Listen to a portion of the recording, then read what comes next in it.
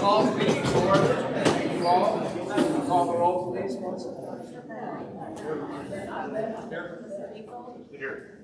Here. Here. Please stand for the pledge to the flag. Pledge allegiance to the flag of the United States of America and to the republic for which it stands, one nation, under God, indivisible, with liberty and justice for all. Welcome, everybody. First item is entertain motion to approval of the minutes from the last meeting. Is there a second? Second. All those in favor, please say aye. Aye. Opposed? Great. Okay, we are to the part of visitors communications. I'm really excited because we got some neat stuff happening tonight. There's a lot of police officers here, and we've got 1, 2, 3. We have 3, 4. Wow. Chief, take it away. It's a trick question. Yes. We have 4 total, and 3 were able to be here tonight. Oh, I see. Our 4th is the president of an association. He was at the conference with Instant Way. Okay. We get 3 out of 4 tonight, and we'll get back to the 4th. Hopefully next week. So, as most of you know, we started this promotional process back in December, and the first step in that process is a written test. So I spent several months listening to how happy everyone was with me about the test I had selected, and the 5 books they got to read, and how interesting the books were, and how much enjoyment they were getting out of spending their free time reading these books. As the process went on, we had a couple other steps. It was very competitive. We had 3 people up for the rank of lieutenant and 9 people up for the rank of sergeant, so 12 people total. It's a very exhaustive, very comprehensive process. Members of the Public Safety Committee know how long we spent back in the back room there interviewing and talking about people. And tonight is the end result. It's a very good night for the PD. We get to promote Adam Noe to the rank of lieutenant, Nathan Day to the rank of lieutenant, and Matt Morrisberg to the rank of sergeant.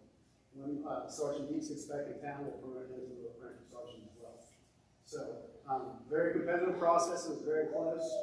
As you guys know, we talked for quite a while about each of these people and their strengths, and tonight is the culmination of that. So we'll start with Adam Noe. Lieutenant Adam Noe. Yay.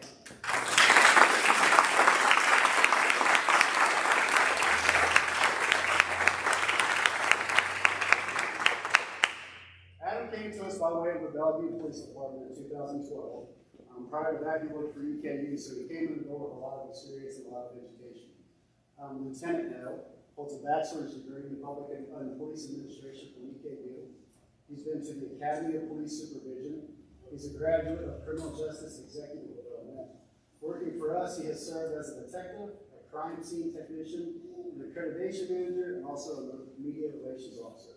And of those, I'm the most thankful for the accreditation manager, because that is a ton of work, and he has taken it on. So tonight, we get to pin the lieutenant bars on Lieutenant Adam Noe.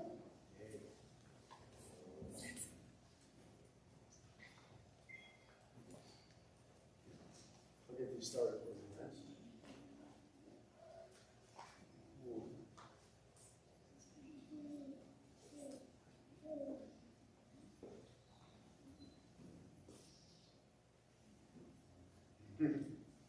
However you get it on there, it will be correct.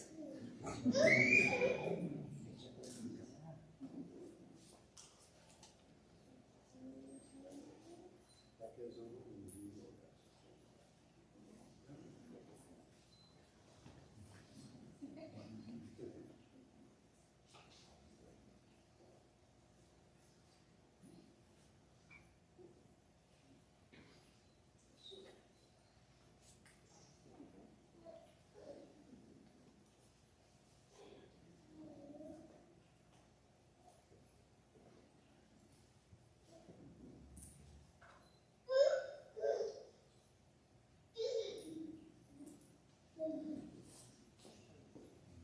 Adam, feel free to introduce your family and give your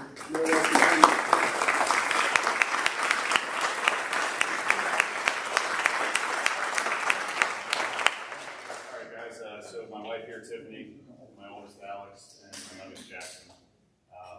Thank you guys first of all. I know it definitely was an exhausting process, but I really enjoyed my time here working with you guys.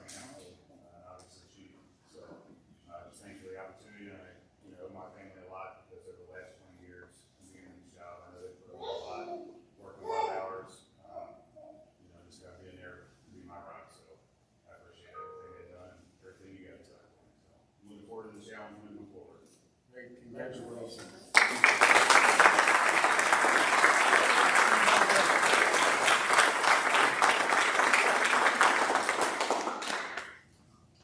Awesome, buddy. Thank you. Thanks, Chief. Next up, Lieutenant Nathan Day.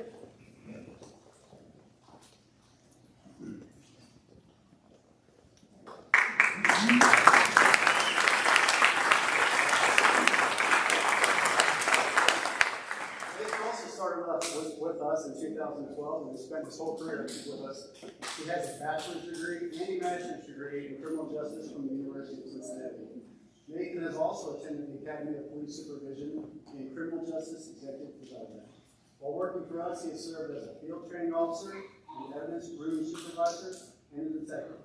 Nathan is a very well-rounded young man. We're very lucky that he's been promoted tonight to a rank of lieutenant.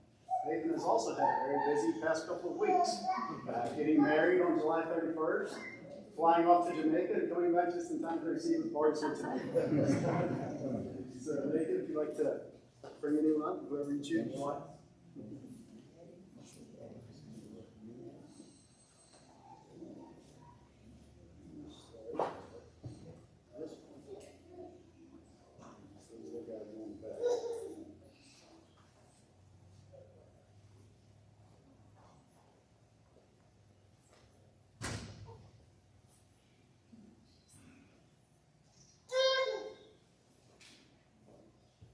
We get it on there, we good. This is the hardest part, is getting something to pin these on. There's a little plastic piece right down the middle that goes in at one time.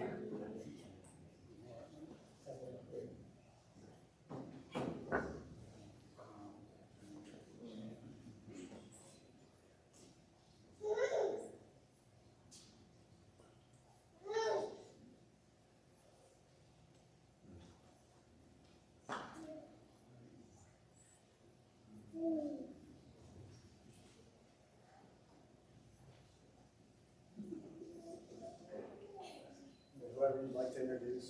Yes, this is my wife, Stacy. We were here 2.5 weeks ago getting married. And I've got a ton of family here. My parents, several siblings, nieces and nephews, all over the place. And in-laws as well. Most of them came as well. So I'm thankful for all of them and the support they've given me. And I'm thankful for the opportunity you guys are giving. We had 2 other great candidates. One for lieutenant, so I'm honored to be standing up here tonight. Well, congratulations.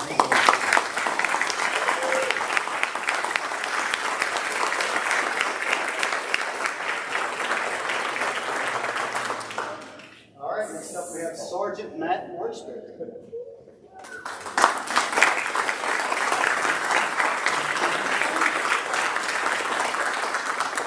Matt came to us from the Newport Police Department back in 2015. We were all very, very excited to hire him.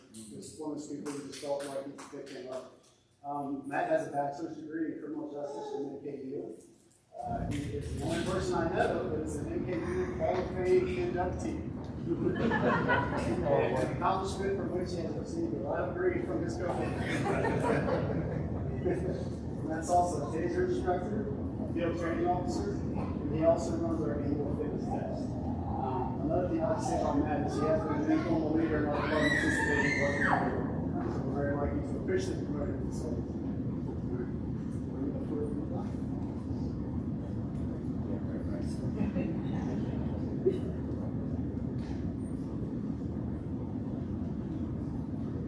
What's up, man?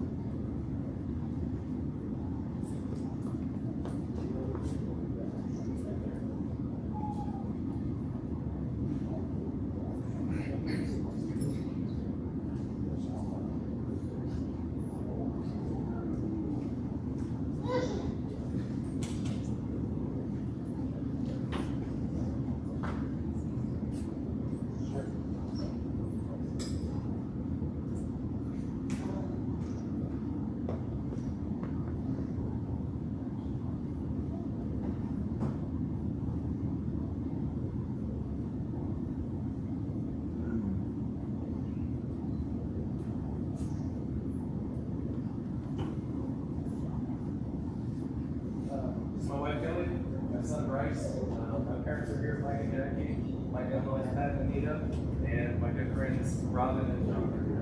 They wrote one of the character letters I gave them to me. I'm honored that you picked us. I know it's hard. The nine sergeant pool was very competitive, like Chief said. He could have picked any number of us, and I think he would have done a good job. So I'm honored for the opportunity and blessed for our family. Great.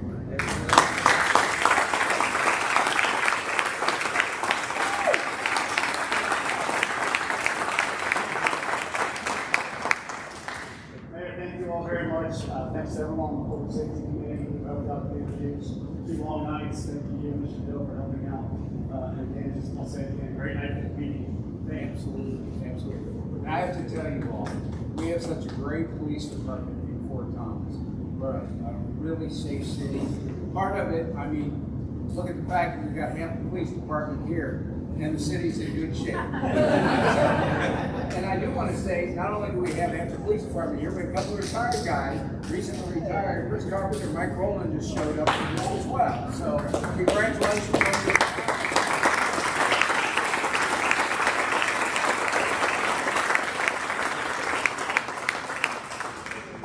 This is really exciting. I love these things that we do, and I love the idea of the family coming up and participating just because you didn't want to have to go through that. That's smart, Chief. I love it. Anyway, thank you all very much. We're still in the public section of the meeting, so if there's anybody that would like to come and address council on the issue, please step forward and give us your name and address and tell us what you'd like to chat about. If not, we have to say it. Yes, we do.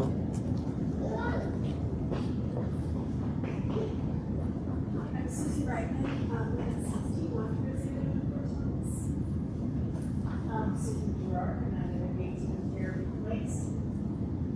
Here again to talk about pickleball. So people are here because we are doing that clinic Labor Day weekend on Friday. Anybody wants to learn how to play pickleball? It's so much fun. Or get a chance to learn or it's great sport. It is truly for all ages. So we can come to you again. We know this is that possibly 2 courts created on the top level of the town. For example, here, we could 2 different thoughts. Just proposing. One would be to allow us to have the lower courts. If we can fit 6 football courts down there, we are 6 football courts that we all love over, put it down, we chalk the lines, and great turnout Friday, Saturday, and Sunday. We've got at least 24 people there every time we play. Like I said, it's for all ages. Parents with their kids, grandparents with their grandkids. Back up a second, okay? You actually get 6 courts down there by chalking out more courts. Yes, every Friday, Saturday, and Sunday, we chalk out 6 courts and put up 6 nets, and they're free full every Saturday and Sunday. In addition to what we already have? No, You do it on top of it. So to apply your there's a lot of lines. Yes, he actually has measured, and then we either tape and the sun-based lines onto the courts for us, and then we can chalk over. So people can see, but we have one on each side of the tennis net, and then One in the middle. In the middle, and then, so we have 6 altogether. 3 on one side, 3 on the other. So really, and especially the policemen, if you need the stress reliever, at work, I go up there, you can play for an hour. We usually play for 4 hours. So, on Fridays and Saturdays.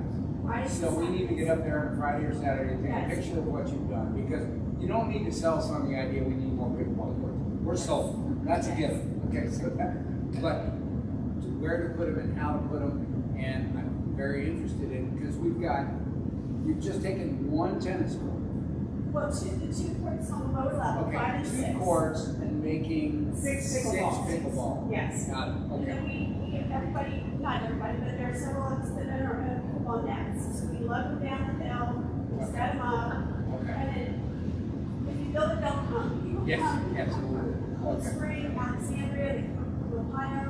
They love it down there because it's shaking. And a lot of, we have people in their 70s and 80s Wow. that play with us.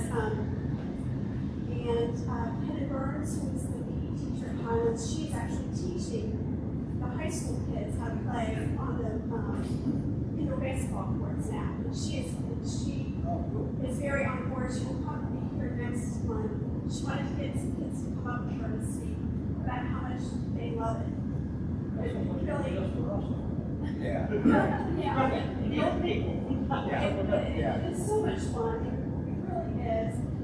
So our thought was at lower level, and then maybe a singles court put up where they were with the pickleball court, because I know Highlands has their home court for tennis, and they need at least 5 courts to practice in. We have 8. The other thought was on Sargent, I'm not sure, I had heard that a skate park was in there possibly, and then people that live back in that little subdivision are really thrilled with that. They would be on board with the golf course. And Todd here had walked off, and he said 6 courts would fit there. And the nice thing about either there or here is it's a north-south orientation as opposed to east-west. Then you don't get this, you're on one side, you don't get the sun right in your face. I don't know if you've ever, there's 6 courts out of Deer Creek over in Newtown, Ohio, that a lot of people go to. And those are unfortunately for made east-west orientation. There's no shade. I mean, it is fun, but it's hot.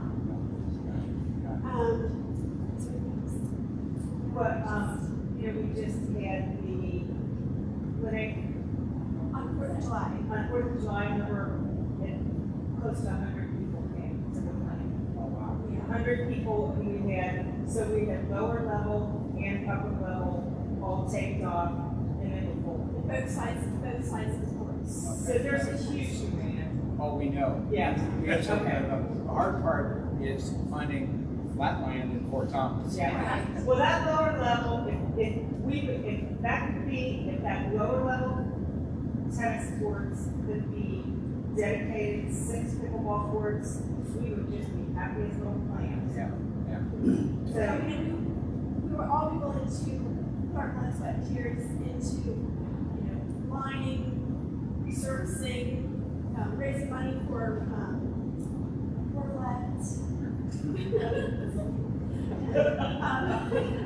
Actually, there's plans for a new restroom, right there. So. Is it? That's great. Refreshment stand. Okay, now we're going a little bit. But, yeah. So, But anyway, Yes. just want everybody to please come if you want to learn how to play. We are all willing to teach you.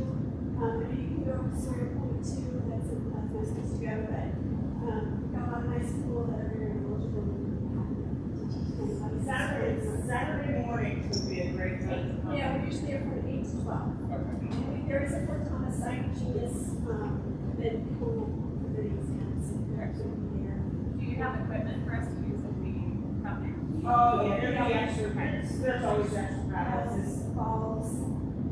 People would be more than willing to let me try it out, teach you. It's just a great, it's just so good for the city. It's just so good.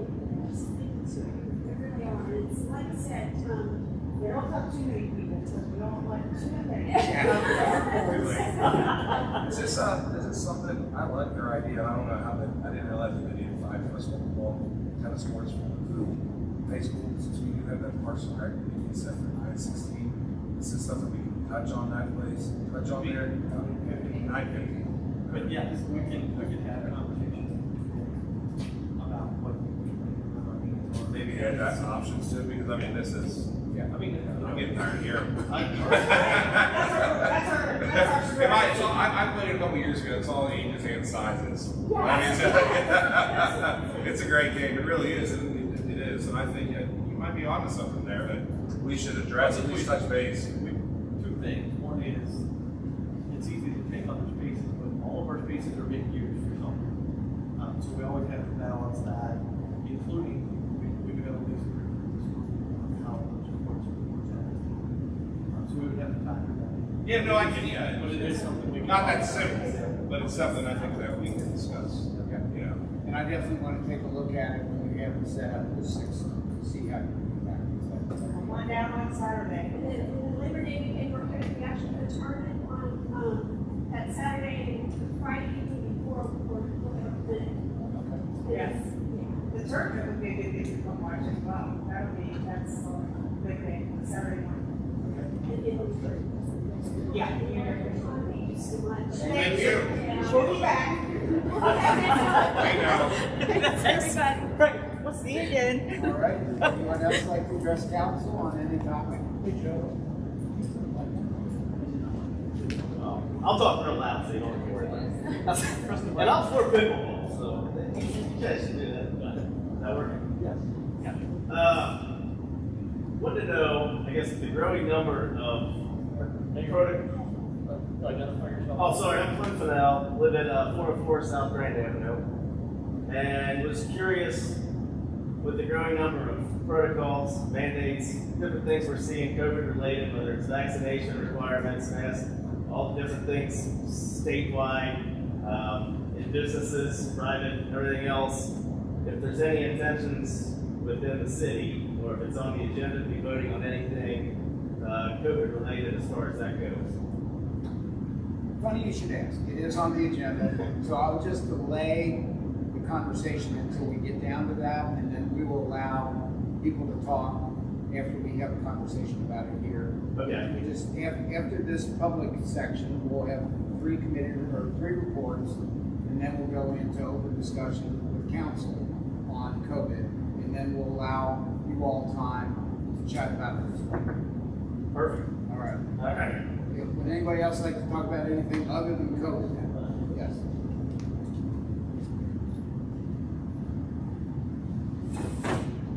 My name is Justin Otto. I'm the Economic and Community Development Director for the Camel County Police Report.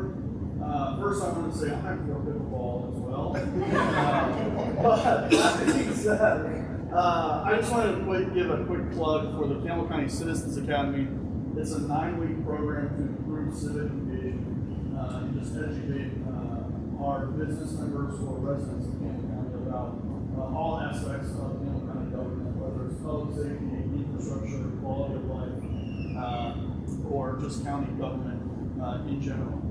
The class, because of size restrictions, the class is capped at 25 members, and the applications are due by August 27th. So again, it's a 9-week program with sessions once a week. At the end, we also have a meeting ceremony where you can pin on your lapel. So any questions? Yeah, just wondering if there's a link available and all that. I'm gonna put it. Sure. I can send you a link, and I'll also put some flyers over here about the book. Yeah, we can post that on the website. That's great. Perfect. Thanks for your hard work. I really appreciate it. That's good. That's right. Anybody else want to address council about any other issues? Okay, we'll move ahead with our committee reports. We have fire department report. Well, thank you, Mayor and Council. The only thing I'll really add to my report is we've spent the past couple of weeks getting into schools with the police department, working with school safety plans. And in addition, we have a new principal at St. Thomas, and she approached us for asking to provide CPR for their entire staff, which is what we're doing. So we've got that scheduled. She's actually expanded to all of her coaches who are in team sports. So we're excited to do that for them, and that is coming up. Do you ever offer classes to the public? I'm sorry? Do you ever offer CPR classes to the public? Yeah, we do offer CPR classes to the public. We've got a link on our page on the website where they want to sign up for that. Questions for the chief? Yeah, I was wondering, I saw that earlier. defibrillators for the house are becoming, and businesses are becoming more common, I think. Would we be able to get those at a discount through the fire department to sell during those CPR classes? Yeah, so the defibrillators, I don't know the exact cost over there. They're a little bit pricey. About $1,000 usually. Yeah. I see. They don't give us any kind of a discount. Okay. I didn't know if there was something through the department we could offer that to. And we're actually working on buying another one, so we put down our general services department. They had a bad loss a couple weeks ago, and someone's making those guys feel a little bit better. So we're going to train all general services in CPR. Some of them can be a refresher and AED, and they'll have the AED down in their shop. That's great.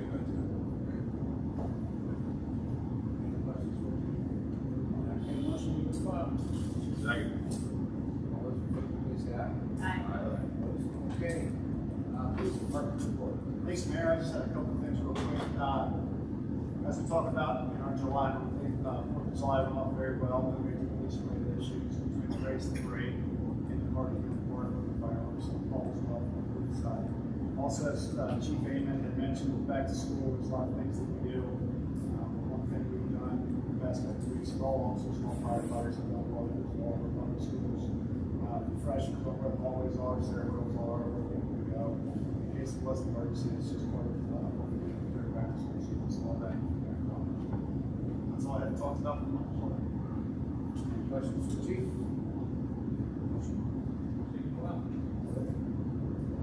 All those in favor, please say aye. Aye. Thank you. Your turn. All right, I just wanted to update a few of the projects around town. Our 2020 street program is complete. That was a carryover from last year. So we had, I believe, 9 streets that were affected by that. And they are completed with all of that work. And it included the section of Old Fort Thomas Avenue, where the rest of the sidewalks.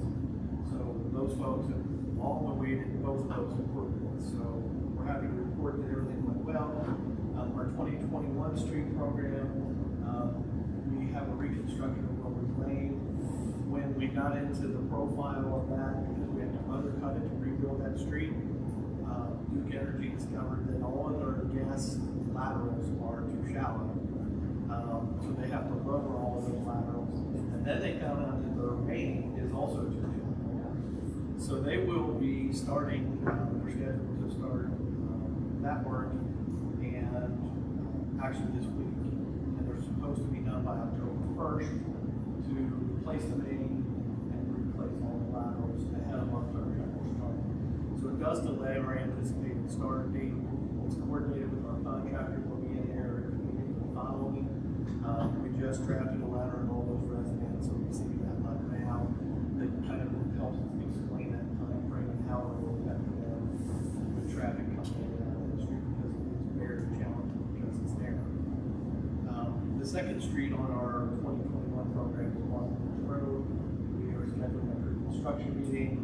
As you recall, that project includes all of the Waterworks Road in Fort Thomas and all the way through Newport and Woodland. So Newport is getting a couple of items of storm sewer work done, and they actually contracted with the asphalt as the contractor servicing, which helps everybody.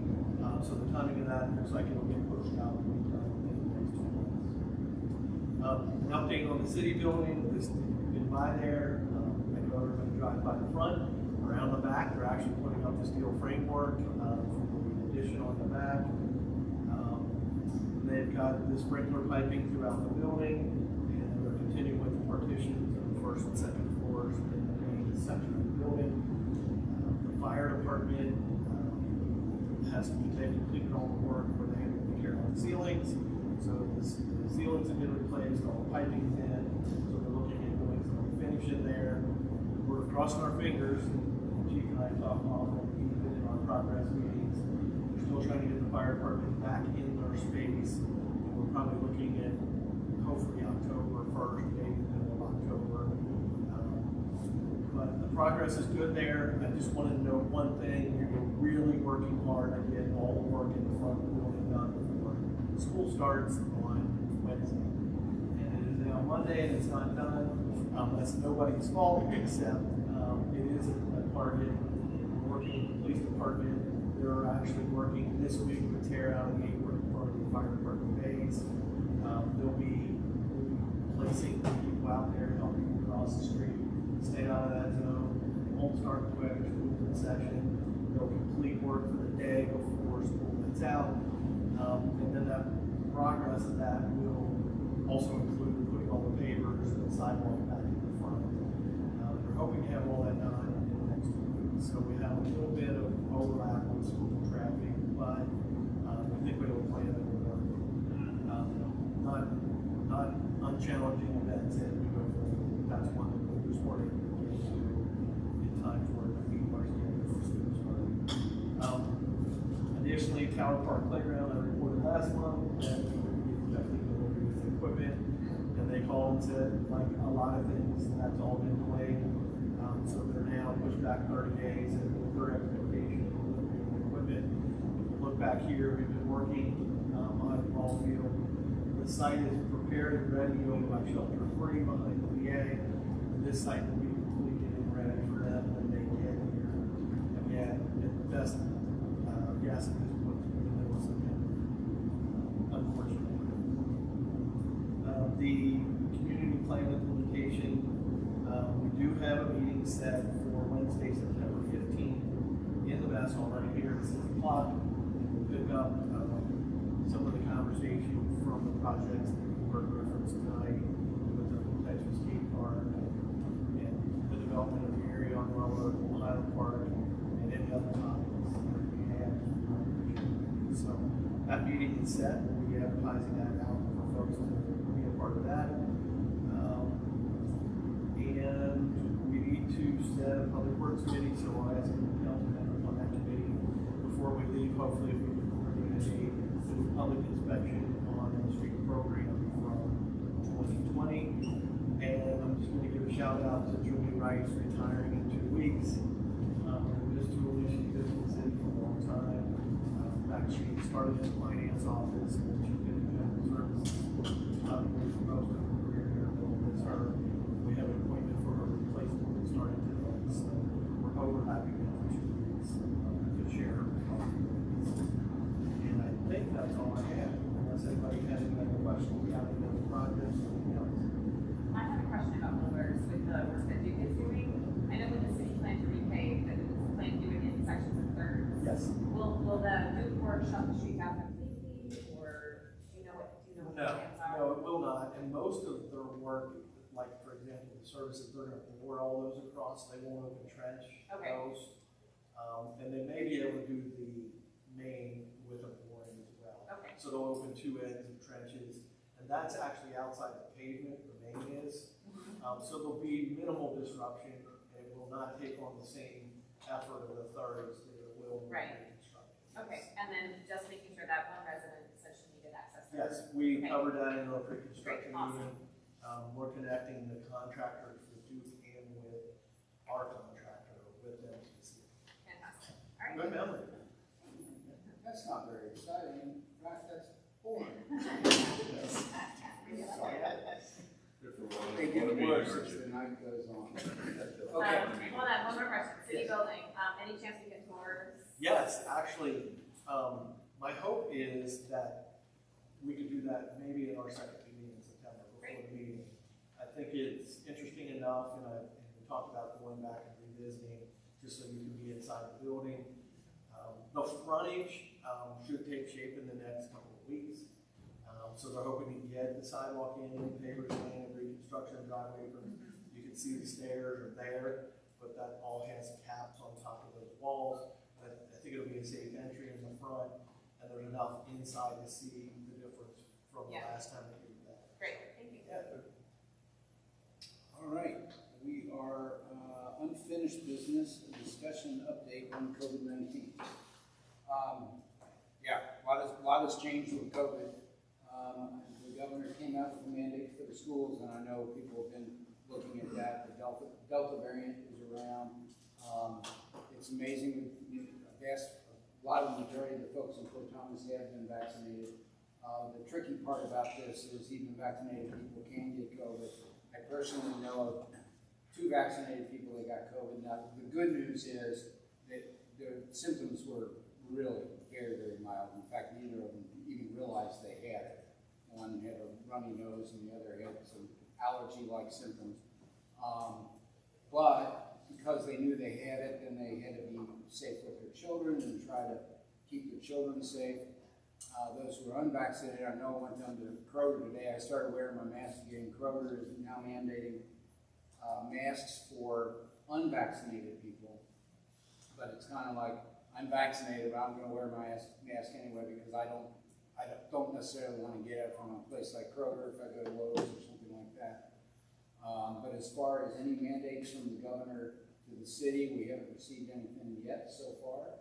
So we're just kind of, we talked about, Ken, you had a great idea. You talked about trying to take advantage of the concert that we had here and provide the ability for people to get vaccinated. And I shared with you via email, but my wife and I went down to the Italian Fest down in Newport a couple of weeks ago. And we were there the last 3-day event. We were there late Sunday afternoon, and there were 2 nurses there that were giving the shots. And I said, "Oh, this is great. You know, how's the response been?" She looked at me. She said, "We only done 11 But that, the entire I weekend." don't consider that relevant to where we are today. I mean, we're in a whole different place today, and there's been a lot more messaging out there. And my point is, and the health department got back to us and said the same thing, that they're not having much success with creating vaccination points in other places.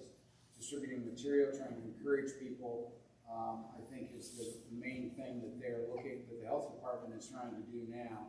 In fact, the combination of 3 of the largest chambers of commerce, including the state Chamber of Commerce, put out to their businesses to encourage vaccination of all their employees.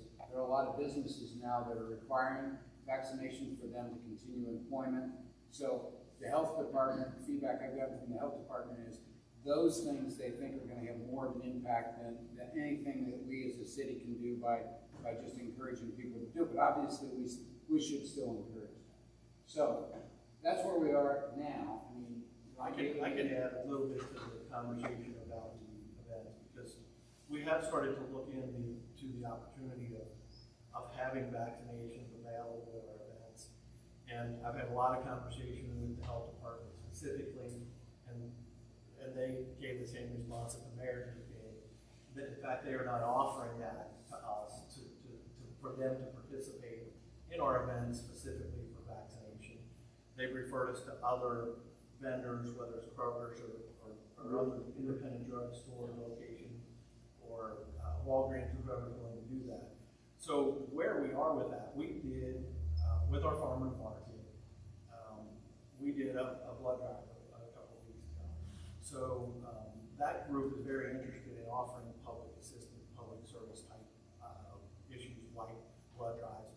So we're trying to pair the idea of a vaccination event that's kind of freestanding. It's not associated with our other events, but it's something that's offered. We have this great facility here that we can offer it in. So we've reached out to a number of those vendors, and there's some potential interest. And they're actually saying, hey, we'll come and do vaccinations. We'll do COVID, we'll do flu, we'll do pneumonia vaccination, all at the same time, and offer it to anybody that wants to come at those times for that purpose.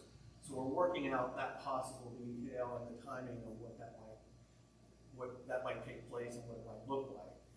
But the health department is not offering that. Additionally, we are looking at our events citywide and our leagues and the other things that we offer. And quite frankly, not knowing where this will ultimately land, we're looking at all our protocols. We're doing signage at our events. We're promoting social distancing. The masking indoor already is in place for our farmers market when they move indoors. So that's their intention moving forward, even though it's not mandated at this point. We're looking at our other events and the distancing of booths and the protocols that might be in place. We have a plan A, a plan B, and a plan C moving forward for how it might affect upcoming events as far as even emergency users. So those are the things we're doing behind the scenes. We are also looking at creating a page or a link on on our website on the home page that is related to any current news related to COVID issues and any mandates or anything that's out there, so that people can get used to just going in and see the latest issues that have been raised and how they might be expected to react to those. So that's what we've done. Beyond that, if we want to have any conversation, that's fine. As of today, you can look all over our website and the word COVID just isn't there. I mean, there's no messaging whatsoever. And I mean, I think we need to be more proactive on messaging. Just like we were before, utilize the marquee, signs around town, and make it prominent on page 1 of the website. If nothing else, and to show that we as a government entity, a city body, endorse proactive measures like vaccination. I agree, and I think it's one of the best things we can do to protect our small businesses in town, is to make them safe places and places that are make it comfortable for people to be and use. The chamber has taken a very proactive and pro-vaccination, pro-masking stance because it's pro-business. That's right. And I mean, And we've had those conversations with our businesses. Janet reached out to them, and she attended their last meeting with the business association. That's a lot of the conversation that we're having with our business groups. There's a recognition on their part that, hey, if it's their choice at this point, and they are on board with the idea of supporting anything we're doing, recognizing that it helps their businesses if people are healthy. They do not want to go back to closures, and so they're willing to promote that as an effort on their part. And we're having those conversations with them as well. So Janet's really been the lead on our contacts with our businesses. Janet. oh, Shannon, okay. And so she's been our lead person in conversations with them. Collectively, they haven't decided to do something together yet, but they have approached the idea that might be the direction they want to go. I won't speak for them as a group that way, but those are some of the conversations that have taken place through the business districts with all of our businesses. So we're certainly promoting the idea that if they want to message, we'll help put it out there. And that's kind of Any other comments from people on council? We are at 53% right now fully vaccinated, which is not enough. The numbers are going in the wrong direction, so I'm just advocating our most solemn, serious responsibility as council members is to look out for the well-being and health of our citizens. And it's not often we're in a position to do anything so directly impactful to the health of our community. And I don't think we should squander the opportunity and keep having conversations and a blank website. We need to get on this and start some messaging. That's my 2 cents. Yeah, I agree. I'd much rather be proactive in communicating that this is a serious issue, and that the best way we can protect each other as members of the community and our businesses is vaccination, masking, and social distancing, stuff we've known for months. And the more proactive we can be, then we don't have to be reactive. And Delta's a different animal. It was like 2 people for 1 person infected average before, now it's 5. It's 5 people that can be reached because it's so much more contagious. And it's affecting the younger population in a way that it never has. If you look at who's hospitalized, a lot of them are in their 20s. So it's we've got to pay attention to reality and act accordingly. Now we'll open up the floor. Hi, I'm coming from a different city. My name is Camel, and I used to live here for many, many years. I think it's also, you guys are talking about how to educate people on the variant and educate people on the shot, but why are we also educating people on the people that's dying from this shot? I've had 2 family members 4 days apart die from this shot, so I think it's important to educate. So, and I don't agree with anything you're saying at all. It's my body, my choice. I have a right to decide what I want to take, and you have no right to, as a government, to use tax dollars to do that. So, my body, my choice. 2 people has died that I know of personally from the shot. So I think you guys need to be educating about that too, and let's just stop talking about, you know, this variant. Let's do some education and really put the facts out. Thank you.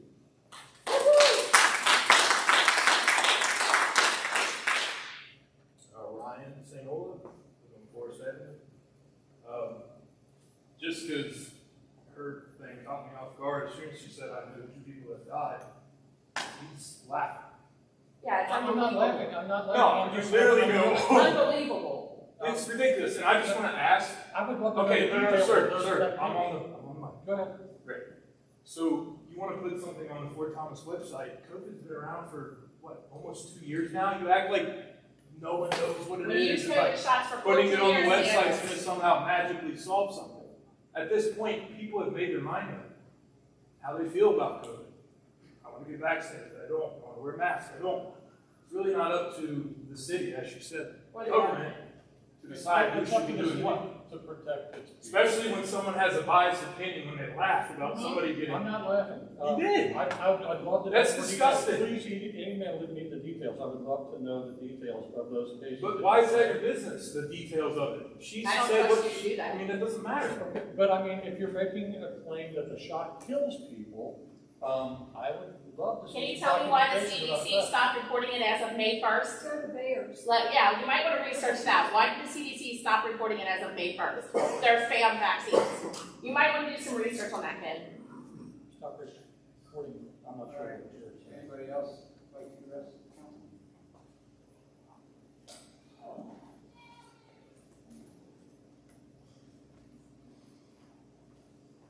Hi, I'm Maggie McCluskey. I live at 246 Riverside Parkway. Very sorry for your loss. I believe that knowledge is power, so I think if you want to give power to our citizens, you need to educate them.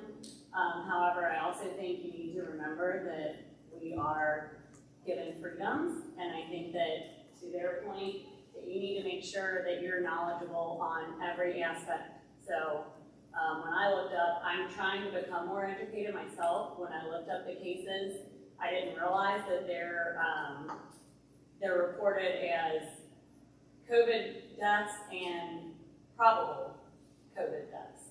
So a lot of the information that's out there is lumping all of that together, and then 50% or 30% of those are not even 100% that they died from COVID. So I think that you need to be very, very careful. If you're going to put something out there as the governing body of Fort Thomas and the elected officials that we elected, then you need to make sure that you're 100% correct on every piece of information that you're putting out there. So to their point, just please do your homework. Thanks. Thank you.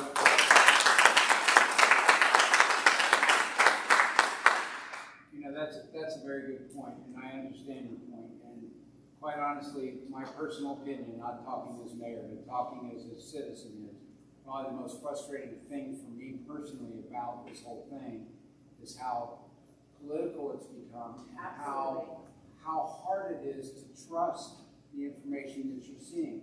Not even the CDC was accused of messing numbers up, and you get extreme reactions on both sides.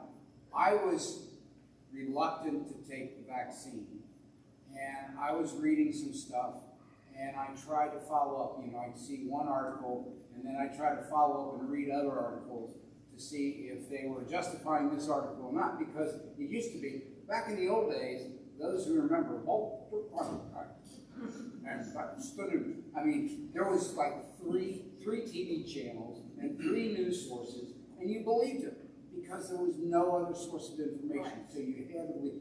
Now we have so much source of information, it is very, very difficult. So to answer your question, make 100% sure, there's no way we can be 100% sure. We can definitely put information on the website and put links to the health department, which I like the idea of referring to people to areas where they know. If we refer them to the health department or the CDC, and then people can gather information from there. But even that is very difficult. And yes, I'm sorry for your loss there, and it's... I just don't think it's for a city council to push at all. Absolutely. This conversation is nothing more No than... government entity should be We pushing were, this. you know, 2 months ago, or 3 months ago, we were all so excited. We're still sitting 6 feet apart. but some of us have taken our masks off. I had my mask off, I started putting it back on when I'm out shopping. It changed because of the Delta variant, and yes, there's a lot of misinformation out there, there's a lot of good information out there. How to figure out what that is extremely difficult. So, I appreciate all the comments, and I appreciate that we all come from different positions on how we feel personally about it. It's our right to determine. Well, I'm where we coming from feel. another city to educate you and let you know that I know two people personally who stayed in a child diaper. That's not okay.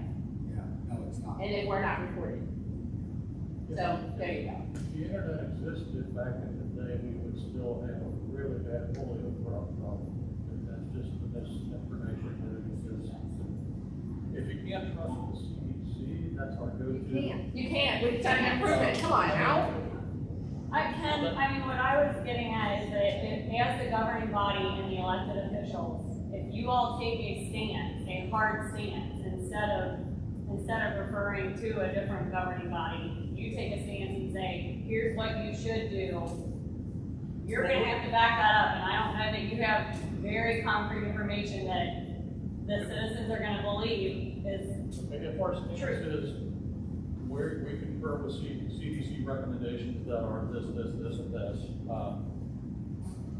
then I think that cannot be wrong, you know? Really? Come on now. They just said to wear a mask, and now they didn't say to wear a mask, now they're saying to wear it. Come on now. It all changes. We will be in this situation, just like the schools are locally, where the governor made a mandate. And if the governor issues a mandate, we will have to follow that mandate. And I think we're all well aware of Mandate is that. not law. We'll see how that mandate is not law. Well, okay, I hear you, I'm not sure I understand, because in the beginning, last year, when this first started, there were recommendations. I think they used recommendations and they did mandates. So I'm not really sure, to be honest with you. Does anybody else want to come up and share anything? I just want to say a few words. I'll keep it short and sweet. But I'm Penny Marzano, I'm on Untitled Chapter, and I've always been told it's not the government's job to protect us. Their job is to protect our rights, protect our liberties. Absolutely. I feel unsafe going out, I'm not going to go out. If someone feels unsafe, don't go out. You don't mandate masks for healthy people. We're sovereign beings. I can take care of myself. I don't need to go to the Fort Thomas website to get information on COVID. I don't need the council to protect me. I have an immune system. It's serving me well. And I really kind of just want the government to stay out of my business. Absolutely.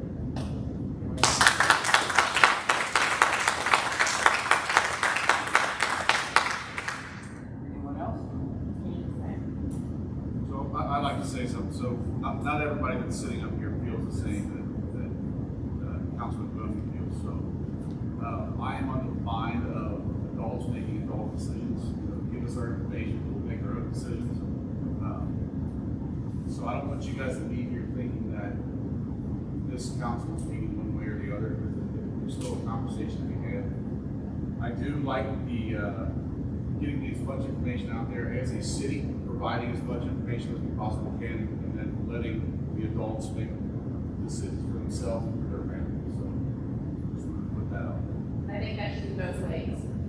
Put out the facts and still people and put out the variant things too. And I think you'll find a whole different story. Yeah, we're relying on news sources that we're not, nobody up here is health experts, so we don't know. Right, exactly. Yeah, so Yeah. we have to follow what the state mandates or recommends or whatnot in city buildings, right? But we can't mandate things outside of what the city owns. And I don't think you should use taxpayer dollars for Thomas to do it at all. So, my opinion.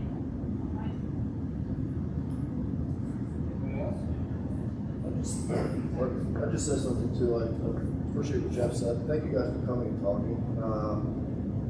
We all have to have a lot of patience because obviously what we see in the news is reliable, unreliable, whichever way. But this thing is also changing pretty rapidly, and we just all have to have a lot of patience. I completely believe in the personal liberties, and I think that as a member on city council, it's not my position to have some mandate or tell people what they should do.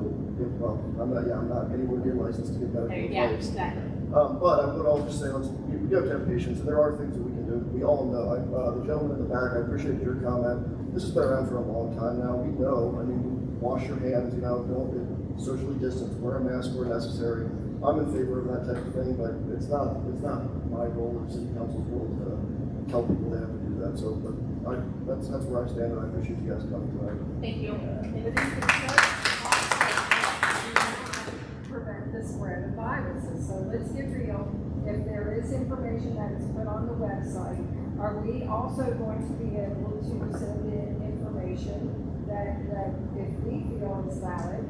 I mean, I can appreciate you doing links, but Can you step up? sure, absolutely. Your name and address. My name is Kim Zimmerman, and I live at 203 North Fort Thomas, which I'm sure you know as well. At any rate, I feel as if it is the government's job to protect our rights. I will seek doctor's opinion for medical advice.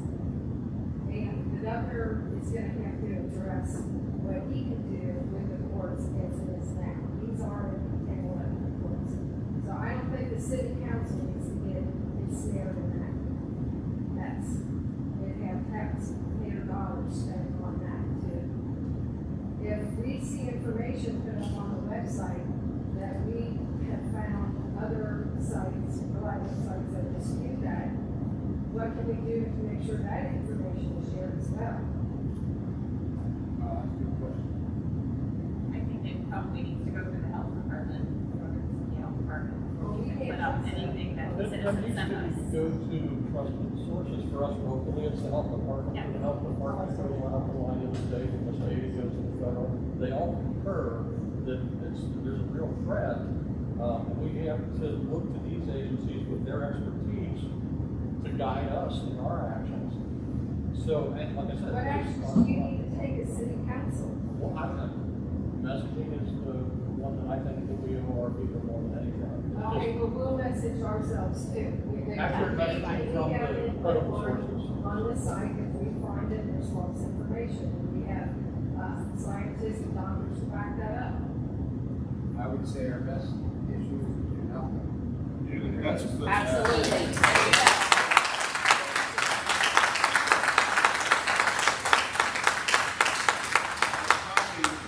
I would say that's one of the reasons why there's not links and postings on the website, because there's not, the individuals that would post there, they're not going to decipher what is true and not true. So it's best to just leave it as is. We can all find those things ourselves. Correct. I do want to say something. I feel like everybody has given their opinion on how this is, so I feel like you guys should know where I stand on it as well.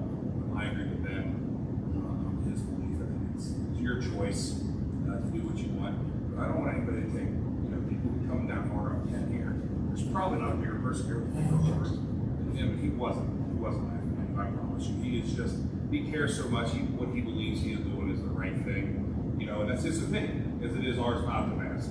So don't take Ken, whatever you might have seen, as something that is a discredit to anything that your lost your family member. I promise you, that's not who he is. And I promise you, his opinion is that what he reads works, and mine is that person make her own choice. So I just want to say that everybody should really stand on that. So, where I stand.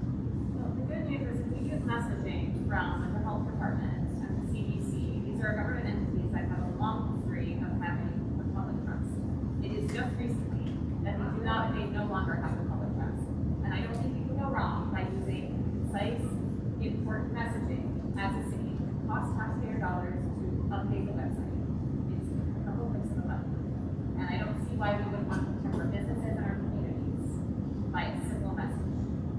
I would say that's everything that protecting the businesses. I don't understand your comment. Well, if their business all of a sudden drops because they're mandated to get masks and suddenly they go 50% lower we don't have the research on saying whether or not they have, so. Nobody here. I'm just And saying they also protect the businesses that way, make sure that they're continuing to be protected, to have. I understand. Nobody here is proposing a mask mandate. That is not what we're talking about. Okay. We're talking about Well, messaging. inspiring fear to come out of your homes certainly will affect the businesses. I completely disagree. I think it will make it safer. I think people will feel safer doing their businesses with the right message. I disagree. Well, let's, Can I please say something? My name is Teresa Schaefer, I'm Untitled Chapter. Number one, CDC is not a government entity, it's a privately owned business that is highly funded by the pharmaceutical company. So think about that for just a second. If you want to get results or get vaccine, injury, and death results, go to theirs. And they will tell you that anywhere from only 1 to 7% of actual vaccine deaths or injuries are reported to theirs. So whatever number they give you, which last I checked was every 12,000 deaths from this vaccine, that's only probably about 1% of the actual deaths that have occurred. Right? So with all due respect to all of you on here, it is not your responsibility nor your right to mandate my health or anybody else's health. It is our responsibility. Well, I don't want to take a risk. I won't go out. How can everyone see, get vaccinated, you won't get COVID, you won't spread it. Now, well, you know what, now you can spread it and it's not going to keep you from getting it. Wake the heck up. I mean, honest to God, how long is it going to take for people to open their eyes and see this has been crap from day one? There was the biggest transfer of wealth during the shutdown. You couldn't go into Fort Thomas Coffee because it was too dangerous, but 300 people could go into Walmart and that was okay. Think about it, they crushed small businesses all across our country, but yet you had billionaires made from all these big corporations. It's so much more than just this little, but it has global ramifications. So all I'm saying is wake up, open your eyes, let people choose for themselves. Last I checked, we're still supported by crime, but we're still a free country. So we have the right to make those decisions and stop asking people here. Stop talking to them, and that's a whole other story. Thank you.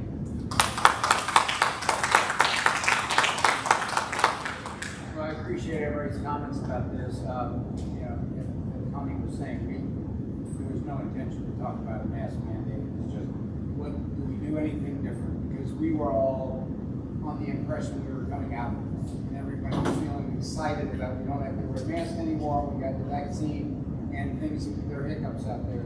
And yes, the amount of information out there is beyond anything we can do. I went to our website and I found the COVID-19 information. The last thing that was on there was we just posted that vaccines were going to be available on Tuesday, April 6th at the Main Street Baptist Church. Okay, we are not set up to have instantaneous information on our website. So our best thing is to not put anything out there, because whatever we put out there in 30 seconds might be outdated. So I think we just let people go to other sites. And the reality is, if we had stats on how many people go to our website, I guarantee you, probably not many more people than are in this room right now. So people go there when they want to find the information about the city of Fort Thomas. That's what it's for. Nobody's going to be sitting, I don't believe there's going to be sitting in their house saying, I want to find out about COVID. I'm going to go to Fort Thomas website. So I understand wanting to try to get information out there, but I certainly understand the fact that there is so much out there. I don't see any point in us putting anything. We just let people go to other sites. So unless there's anything else, we're going to move on with our agenda. Thank you all very much for being here, for caring enough about our city. We got an awesome city, and we got great people. We're very blessed here, and I'm very grateful that you all took the time tonight to come here and express your opinions. So thank you very much. Thank you. And we will move on to the next item of the agenda, which is new business, report of law, labor, and license committee, the outdoor dining ordinance, which is really no report. Right? We had a very productive meeting earlier, and I think Ron kind of takes some of the ideas we discussed to businesses that we were discussing, and move on from there. Great. Thank you. So we don't need any action there. Now we have finance Finance, good morning. Committee report, Mr. Person.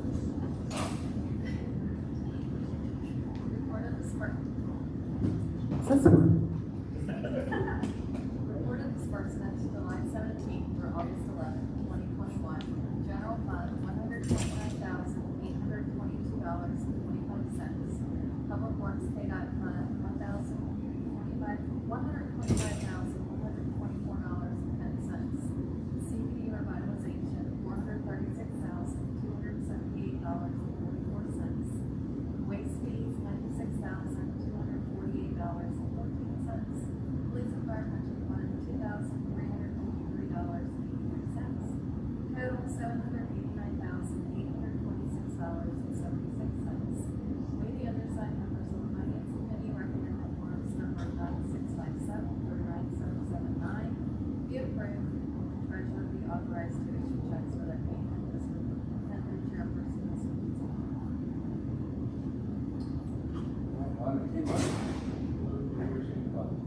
Second. Roll call vote, please.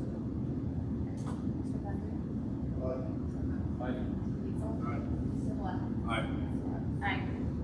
All right, we are down to ordinance resolutions and orders. The first ordinance is the second reading of the waste fees ordinance. Ordinance number 011-2021, an ordinance establishing and fixing the amount of service charges for the collection and removal of solid waste and curbside residential recycling for the city of Fort Thomas, Camel County, Kentucky, from September 1st, 2021 through August 31st, 2023.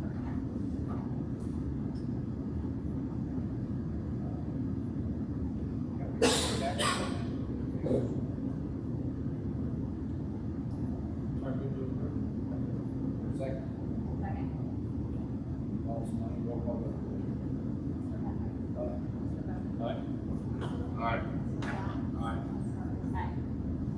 All right, we're down to several executive orders referring to the, referring to the police. Executive Order EO4-2021, an executive order appointing Adam Beck to the rank of police lieutenant for the city of Fort Thomas, Camel County, Kentucky, and fixing his compensation for the fiscal year 21-22. Executive Order EO5-2021, an executive order appointing Nathan Day to the rank of police lieutenant for the city of Fort Thomas, Camel County, Kentucky, and fixing his compensation for the fiscal year 21-22. Executive Order EO6-2021, an executive order appointing Michael Weeks to the rank of police sergeant for the city of Fort Thomas, Camel County, Kentucky, and fixing his compensation for the fiscal year 21-22. Executive Order EO7-2021, an executive order appointing Matthew Roxbury to the rank of police sergeant for the city of Fort Thomas, Camel County, Kentucky, and fixing his compensation for the fiscal year 21-22. Executive Order EO8-2021, an executive order providing for and appointing Sherry Sherman to the position of General Services Assistant for the city of Fort Thomas, Camel County, Kentucky, and fixing her compensation for the 21-22 fiscal year.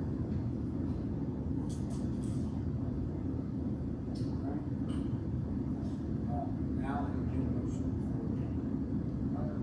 I assume that we enter into executive session, in accordance with KRS section 61.810(1)(b) for deliberation of the future acquisition or sale of real property by a public agency.